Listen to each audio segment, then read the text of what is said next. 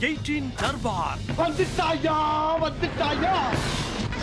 வணக்கம், வந்தனம், நமஸ்தே, நமஸ்கார். நான் உங்க எழிலிது நியூஸ் 18 தர்பார். வணக்கம் போல நம்ம தர்பார்ல ஏகப்பட்ட விஷயத்தை எடுத்து அடுக்கி வச்சிருக்கோம். ஒண்ணு எடுத்து கொடுக்க பார்த்து என்ஜாய் பண்ணுங்க. வாங்க நிகழ்ச்சிக்குள்ள சருன்னு போலாம். இப்போ நம்ம செம சினிமாக்குள்ள போறோம். பாகிஸ்தான் நமக்கும் இப்ப ஒரு முட்டல் மோதல் போய்கிட்டே இருக்கு. நாம பதிலடி கொடுக்கிற விதமா ஏகப்பட்ட விஷயத்தை பண்ணிட்டு இருக்கிற நேரத்தில் பாகிஸ்தான் நம்ம மேல அட்டாக் பண்றதுக்கு ரெடியா இருக்கான்னு கேள்விப்பட்டோம். அதனால S-400 அப்படிங்கிற ஒரு விஷயத்தை இந்தியா இறக்குச்சு பாருங்க. வானத்துல வச்சு எல்லாத்தையும் சோழியை முடிச்சு போடுவோம்னு அடிச்சு குடிச்சு பண்ணிட்டு இருக்கோம்ல.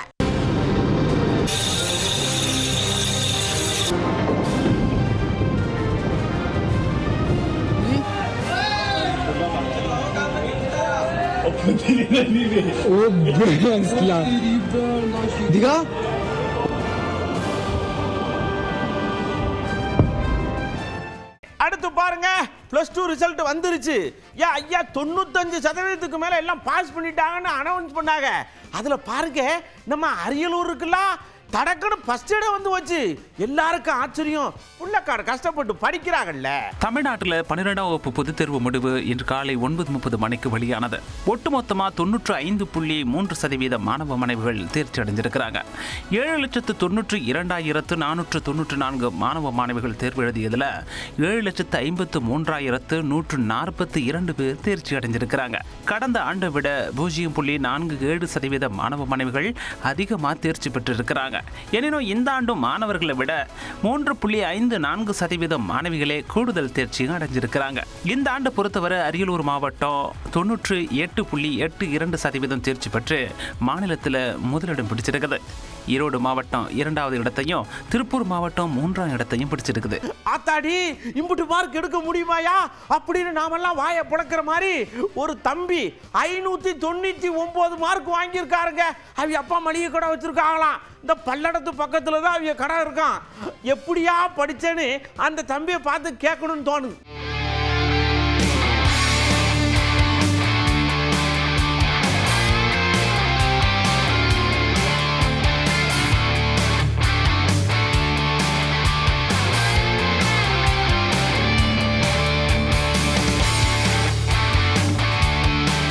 நான் 12th பப்ளிக் எக்ஸாமில் 599 ஸ்கோர் பண்ணியிருக்கேன்.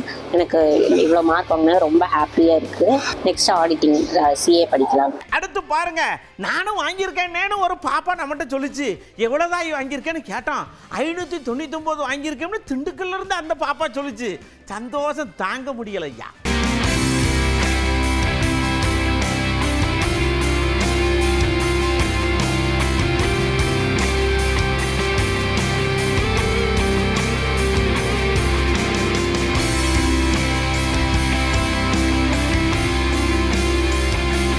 நான் வந்து 10th 11th and 12th first mark எடுத்துருக்கேன். இங்கே எல்கேஜிலேருந்து நான் படிச்சுட்டு இருக்கேன்.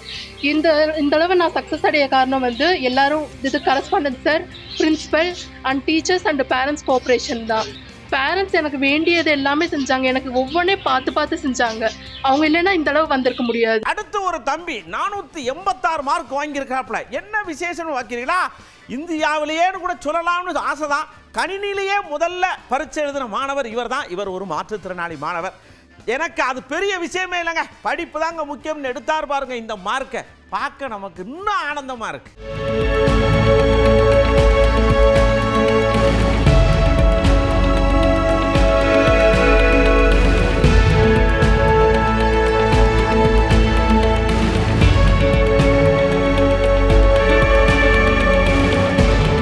ஆப் டெவலப்பர் ஆகணும், ஒரு கோடிங் கற்றுக்கிட்டு நான் ஒரு ஆப் க்ரியேட் பண்ணணும். அதாவது எங்களோட சொசைட்டிக்கு நான் ஒரு ஆப் க்ரியேட் பண்ணணும் அப்படிங்கிறது என்னோட ஒரு ஆசை.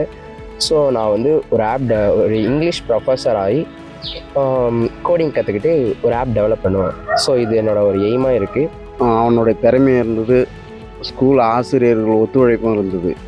அதனால் எங்கள் பையன் இந்த அளவுக்கு ஈஸியாக கம்ப்யூட்டர் எக்ஸாம் எழுதி ஃபர்ஸ்ட் மார்க் எடுத்திருக்கான், ஸ்கூல் ஃபர்ஸ்ட் வந்திருக்கான். எங்களுக்கு ரொம்ப சந்தோஷம், பெருமை. அடுத்து பாருங்க, இவரும் ஒரு மாற்றுத்திறனாளி மாணவர் தான். அவருக்கு 2 கைகளும் இல்லைன்னு நினைக்கிறேன். அவர் மற்றவங்களுடைய உதவியோட தான் எழுதுவார். ஆனாலும் பாருங்க, ஏற்கனவே 10ஆப்புல பள்ளிக்கூடத்தில் டாப்ல வந்திருக்காரு. இப்பயும் நிறைய மார்க் வாங்கி அந்த கையோட முதல்வர் ஐயாவுக்கு ஒரு கோரிக்கையும் வச்சிருக்காரு. என்ன கோரிக்கைன்னு முதல்வர் ஐயா நிறைவேற்றுவார்னு பார்ப்போம்.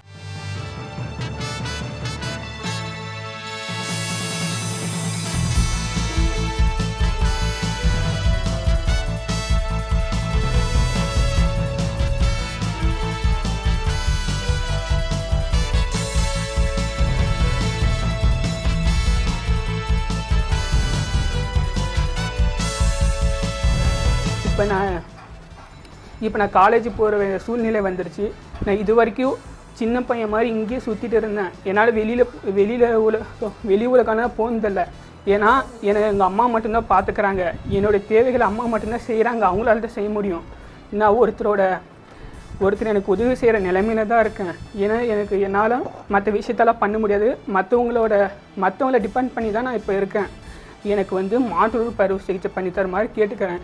ஏன்னா காலேஜ் வெளியில் போய் படிக்கணும், பெரிய காலேஜில் படித்து நல்ல கோர்ஸ் பண்ணி என் மாதிரி இருக்கிற நிறைய பேருக்கு உதவி செய்யணும்னு ஆசைப்பட்றேன்.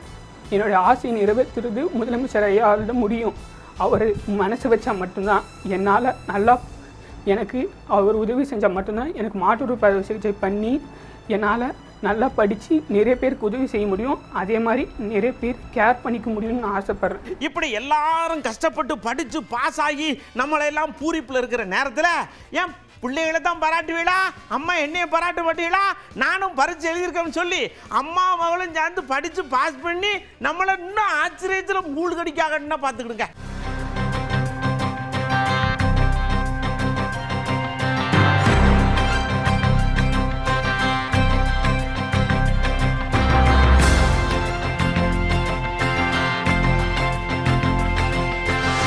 நான் 9th டிஸ்கண்டினியூ பண்ணிட்டேன். ஃபேமிலி சுச்சுவேஷனால என்னால் படிக்க முடியல. பட் படிச்சுலாம் ஆகணுன்றது தான் என்னோட ரொம்ப பெரிய கனவாக இருந்தது. பட் அப்போ முடியல. என்னோட பொண்ணும் பையனும் தான் என்னை என்கரேஜ் பண்ணாங்க. இல்லை படிச்சிடலாம், அவங்களால முடியும், படிங்க அப்படின்னு சொல்லி. ஸோ அதனால தான் நான் இந்த மார்க் எடுத்திருக்கேன். அடுத்து பாருங்க, நம்ம சென்னையில் கவர்மெண்ட் பள்ளிக்கூடத்தில் ஏகப்பட்ட கவர்மெண்ட் பள்ளிக்கூடம் இருக்கு, ஏகப்பட்ட பேர் பரிச்சு எழுதுறாங்க. அதில் ஒரு பாப்பா ரொம்ப கஷ்டப்பட்ட ஃபேமிலி போல் இருக்கு. ஆனால் படிப்பில் கஷ்டம் இல்லைங்க, அவங்க தான் செல்வந்தர்னு நிரூபிச்சிருக்காங்க. மார்க்கை வாங்கி எம்புட்டு மார்க்கு என்னன்னு அப்படின்றது நீங்க பாருங்க.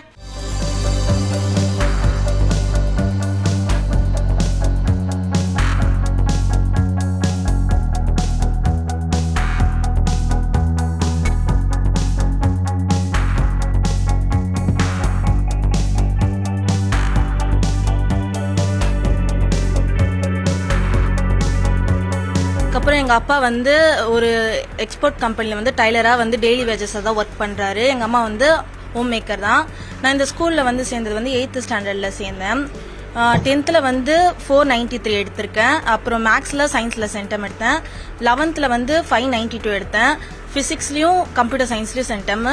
இப்போ 12th 591 எடுத்திருக்கேன்.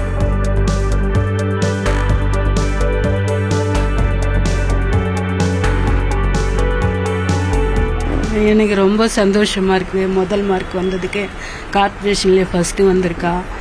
அது எல்லா பாப்பாவுக்கு படிப்புக்கு ஹெல்ப் பண்ணவங்களுக்கு எல்லாருக்கும் ரொம்ப நன்றி சொல்லிக்கிறேன். மகிழ்ச்சியாக இருக்குது, ரொம்ப மகிழ்ச்சியாக இருக்குங்க. சின்ன வயசுலேருந்தே கலெக்டருக்கு படிக்கணும்னு ரொம்ப விருப்பப்படுறா. சரி, அது மாதிரி தான் படிக்க வைக்கலான்னு ஆசைப்படுறோம். நாம உஷாருக்குள்ள போற மக்களே, நீங்க எப்படி உஷாரா இருக்கணுங்கிறதுக்கு இந்த சம்பவம் ஒரு முக்கியமான விஷயம். அதாவதுங்க, ரிசல்ட் வருது, எல்லாருமே மார்க்கை பார்த்துக்கிட்டு இருக்கிறாங்க. அதுல ஒரு தம்பி 400 மேல மார்க் வாங்கியிருக்கார். ஆனா அந்த தம்பி இப்ப இல்ல, பைக்கில் வேகமா போனதுனால விபத்துல இறந்திருக்கிறார். அதனால தயவு செய்து பிள்ளைகள்கிட்ட வண்டியை கொடுக்கறத இப்பயாவது நிறுத்திடுங்க. அதுக்கப்புறம் படிச்சு பெரிய ஆளானதுக்கு அப்புறம் வண்டி ஓட்டட்டுமே, என்ன அவசரம்? இப்ப பாருங்க, அவங்க வீட்லயும் கஷ்டப்படுறாங்க, மார்க் வாங்கியிருக்காங்க, பிள்ளை இல்லையேன்னு வருத்தப்படுறாங்க. அதனால தான் சொல்றோம்.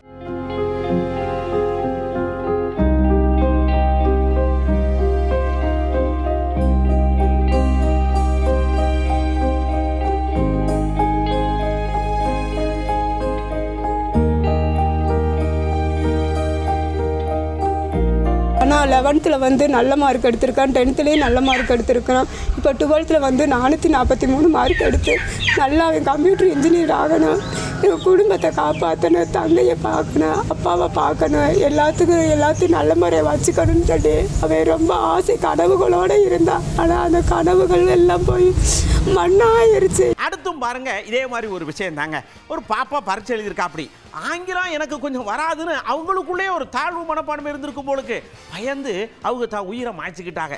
இப்போ அவங்க பாஸ் பண்ணிட்டாங்க, மார்க்கும் நல்ல மார்க் வாங்கியிருக்காங்க. அவங்க அம்மா என்ன சொல்றாங்கன்னா, பிள்ளை இப்படி நல்லா பாஸ் பண்ணிருச்சு, ஆனால் ஆனால் பிள்ளை இல்லையேன்னு இப்போ வருத்தப்படுதாங்க. அதனால பிள்ளைகளா, இந்த ஒரு விஷயம்தான் வாழ்க்கை அப்படின்னு நினைக்காதீங்க. முதல்வர் ஐயா சொன்னார்லா, இதுதான் முடிவுன்னு நீங்கள் நினைக்கக்கூடாது.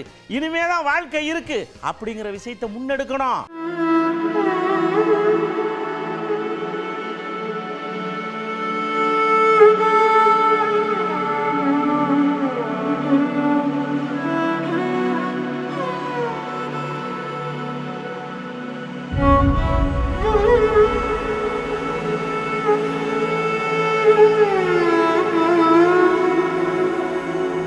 இங்கிலீஷில் மார்க் கம்மியாக எடுக்கும்னு யோசனையிலே அதே திங்கிங்லேயே இருந்ததுனால இந்த மாதிரி சூசைட் பண்ணிக்கிச்சு, தவறான முடிவு எடுத்துருச்சு. இப்போ 413 மார்க்கு எடுத்து பாஸ் பண்ணிடுச்சு. ஆனால் அப்போ உயிரோடு இல்லை இங்கே. இந்த மாதிரி தவறான எண்ணங்கள்லாம் எடுத்தது எனக்கே கஷ்டமாக இருக்குது. என் பொண்ணு என்கிட்ட கூட எதுவும் சொல்லாமல் அதே நினச்சி ரிசல்ட் வரும்னு அதே பயத்தில் செஞ்சுக்கிட்டது ரொம்ப கஷ்டமாக இருக்குது. எந்த பேரண்ட்ஸுக்குமே இந்த மாதிரி ஒரு இதே வரவே கூடாது. எப்போதுமே பெற்றவங்க பேச்சை கேளுங்க, பெற்றவங்க சொல்படி நடங்க, அதை நினச்சி நல்லபடியாக படிங்க. இது ஒரு தவறான இதாக முடிவு எடுத்துடாதீங்க. நாளைக்கு நடக்க போகிறத நினச்சி நீங்களாகவே ஒரு மோட்டிவேஷனை கொண்டு வந்து நீங்களாகவே ஒரு தவறான முடிவு எடுத்து இப்போ கொண்டு வந்துட்டீங்க. அடுத்து பாருங்க, ஒருத்தர் இல்லை அப்படின்னா அவ்வளோதான், அவரை தூக்கி அப்படியே மூடிடுறதுன்ற மாதிரி இந்த ஃபேஸ்புக்கு, ட்விட்டரு, வாட்ஸ்அப்னு எல்லாத்துலையும் இது விட்றாங்க. ஒரு சினிமா நடிகருங்க, பிரபலமான நடிகர்களெல்லாம் சேர்ந்து நடிச்சிருக்கிறார். அவர் இல்லைன்னு எல்லாத்துலேயும் பரப்பி விட்டாங்க. இப்போ அவர் நின்று நான் இருக்கேன், ஏயா இப்படி பண்ணுதியே, உங்களுக்கு நான் என்னையா கெடுதல் பண்ணேன் அப்படின்னு கேட்காரலா? வேதனையான விஷயம் தானே. தயவு செஞ்சு உறுதிப்படுத்தப்படாத விஷயங்களை சமூக வலைத்தளத்தில் போடாதீங்க. நான் இப்போ பரமத்தி வேலூரில் கோரைக்காரன் அப்படிங்கிற திரைப்படத்தில் படப்பிடிப்பில் இருக்கேன். இந்த மாதிரி ஒரு சில நண்பர்கள் அவங்களுக்கு வியூவர்ஸ் வரணும் அப்படின்றதுக்காக பெஞ்சமின் இறந்து போயிட்டாரு, செத்து போயிட்டாரு அப்படின்னு சொல்லி எல்லாம் சமூக வலைத்தளங்களை விடுறாங்க. ரொம்ப கஷ்டமாக இருக்கு ஐயா. அதாவதுங்க, ரிசல்ட் வந்துருச்சு, கோடை வெயில் வேற கொளுத்துது, விலங்குகளெல்லாம் வெயிலுக்கு வரது, ரிசல்ட் வந்தோன்னா கூடுதலாக வரமுழுக்கு. இந்த துறப்பள்ளின்னு நீலகிரி பக்கத்தில் ஒரு இடம் இருக்குது. அங்கே ஒரு யானை அடிக்கடி டச்சுக்குன்னு ரோட்டுக்கு வந்துடுது. கடையில் இருக்கிறத பூரா ஆட்டை போட்டு ஓடியா போயிடுது. கடைக்காரங்க மக்கள் எல்லாம் பீதியில் இருக்காங்க, எப்போ வரும், எப்போ சுருட்டிட்டு போகணும். அதனால் இதுக்கு ஒரு வழி ஏற்படுத்தி கொடுத்தா நல்லா இருக்கும்னு அவையெல்லாம் கோரிக்கை வைக்காங்க. ஏற்படுத்தி கொடுத்துருவாங்கன்னு நினைப்போம்.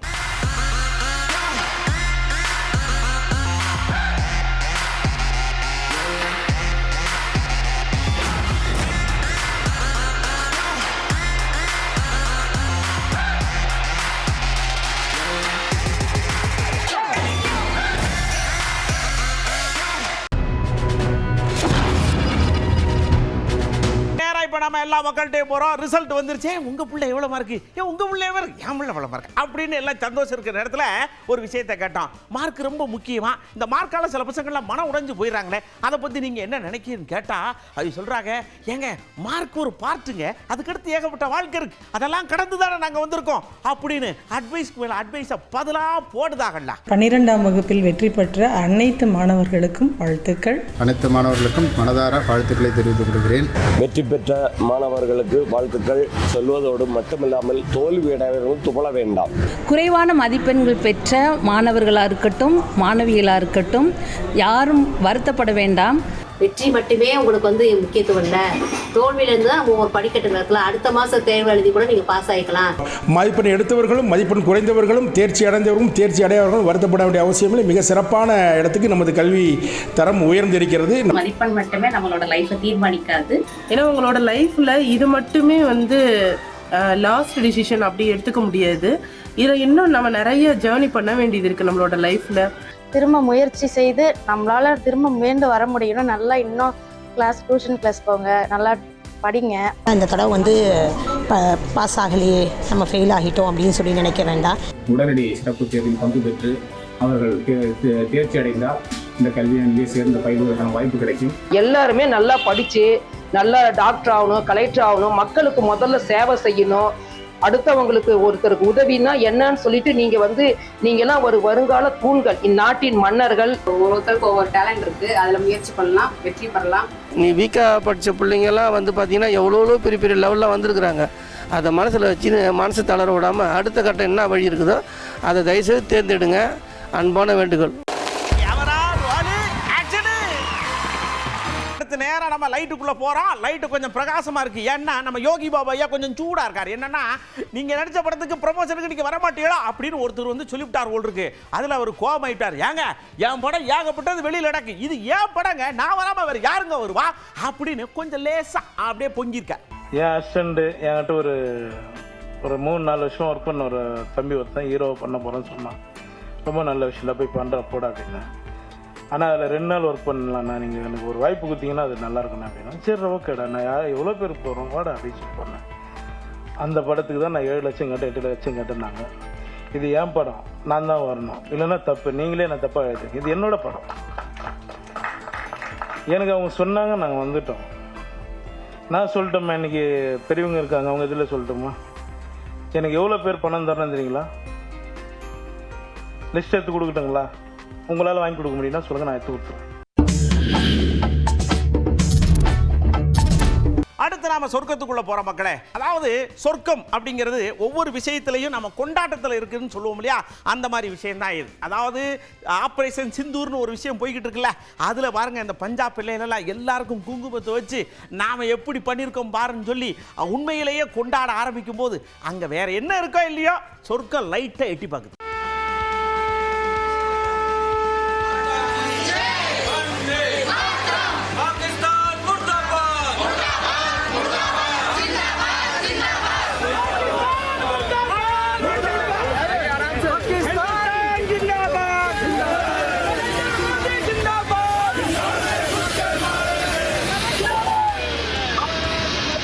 இப்ப பாருங்க இந்த சித்திரை மாசம் வெயில் நல்லா அடிக்கி, ஆனாலும் இந்த கோயில் குளத்துல விசேஷத்துக்கு குறைவே இல்லை. விருதுநகர்ல பாருங்க கோயில்ல பயங்கர கூட்டம், பறவை காவடி, அந்த காவடி, இந்த காவடின்னு அப்படி எல்லாம் எடுத்து எல்லா மக்களையும் மற்ற எந்த விஷயத்தையும் நடந்தாலும் இதுலயும் ஒரு கண்ணு வச்சுக்கோங்கன்ற மாதிரி காட்டி அங்கனக்குள்ள பல்வேறு விஷயங்களை சுத்தி கொடுத்துருக்காங்க.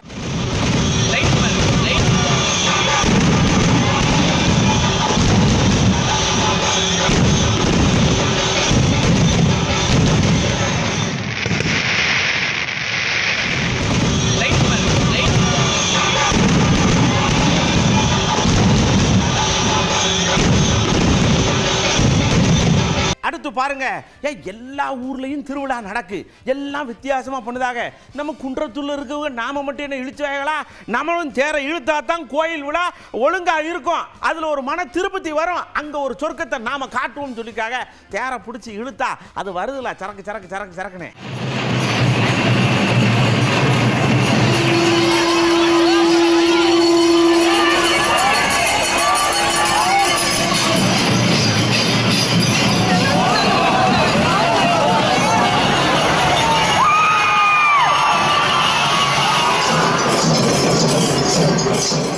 அடுத்து பாருங்க, ஓசூர்ல பட்டாளம்மன் கோயில் ஒரு கோயில் இருக்கு, அந்த கோயிலையும் திருவிழா தான். எல்லாம் யோசிச்சிருப்பாங்க ஒழுக்கு, ஏன் அந்த ஊர்ல காவடி அப்படின்னு எடுத்து பயங்கரமா சொர்க்கத்தை கட்டுதாக, இந்த பக்கம் தேரடித்து சொர்க்கத்தை கட்டுதாக. நாம என்ன செய்வோம், எருதை விட்டு ஓட விடுவோம், எல்லாம் பிடிச்சி இது பண்ணிட்டோம், அங்கன சொர்க்கத்தை வைப்போம்னு சொல்லி வச்சிருக்காங்க பாருங்க.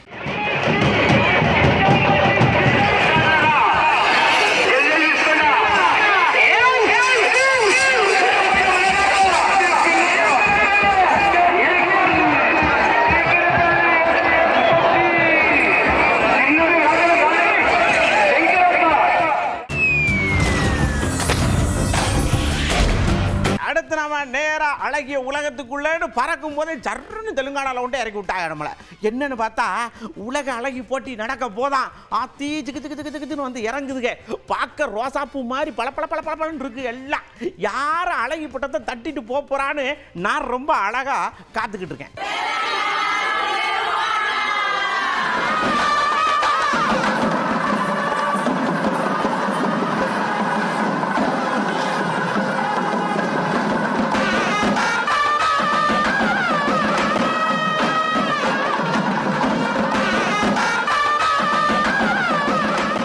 பாருங்க, இந்த ஸ்லோவாக்கியான்னு ஒரு நாடு இருக்கிறா, அங்க என்ன பண்ணிருக்காங்க, ஒரு வண்டி ரெடி பண்ணிருக்காங்க. அந்த வண்டி பறக்குமா, திடீர்னு அப்படி ரோட்லயே போகுமா. அதாவது நீங்க ரோட்ல போவாங்க, டிராபிக் கீப்பிக் வந்துருச்சுன்னா சரட்டுன்னு 2 அடி 10 அடிக்கு மேலே ஏறி ஒங்கின்னு பறந்து போயிடலாம், அப்படி கண்டுபிடிச்சிருக்காங்க. அதே மாதிரி நம்ம ஊர்ல வந்தா அங்கேயும் டிராபிக் தான்.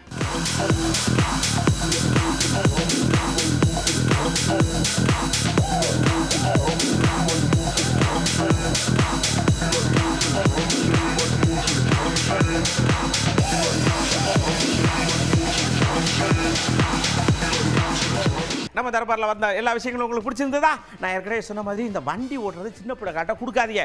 18 வயசு இல்லைங்க, 25 வயசுக்கு அப்புறமா வண்டி விடுங்க.